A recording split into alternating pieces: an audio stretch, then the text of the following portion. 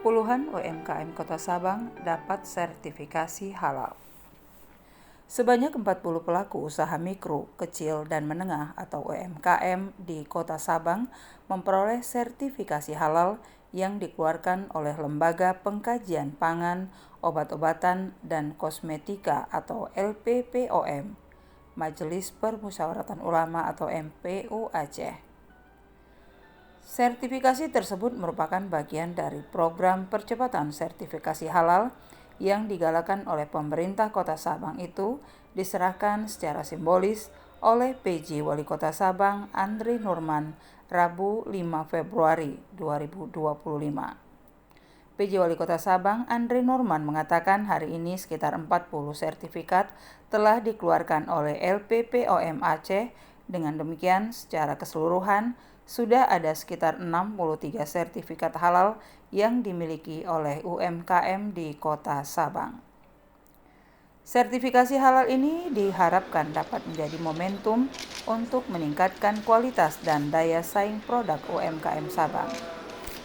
Dengan diperolehnya sertifikasi halal tersebut, usaha akan semakin baik lagi, semakin berkembang lagi.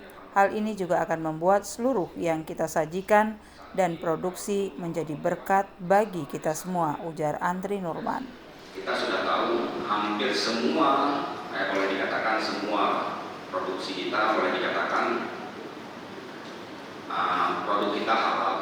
Kita melihatnya. Bagi para konsumen, sertifikasi halal ini tentu akan lebih meyakinkan mereka. Ketika melihat level sertifikasi halal, konsumen akan merasa lebih aman dan percaya terhadap produk yang ditawarkan. Program sertifikasi halal ini merupakan upaya pemerintah Kota Sabang untuk mendukung pertumbuhan ekonomi lokal, khususnya di sektor UMKM yang menjadi tulang punggung perekonomian daerah.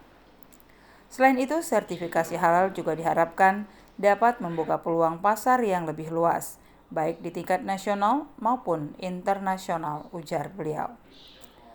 Lebih lanjut dikatakan, dengan diraihnya sertifikasi halal oleh puluhan UMKM ini, pemerintah Kota Sabang optimis bahwa produk-produk lokal akan semakin dikenal dan diminati oleh masyarakat.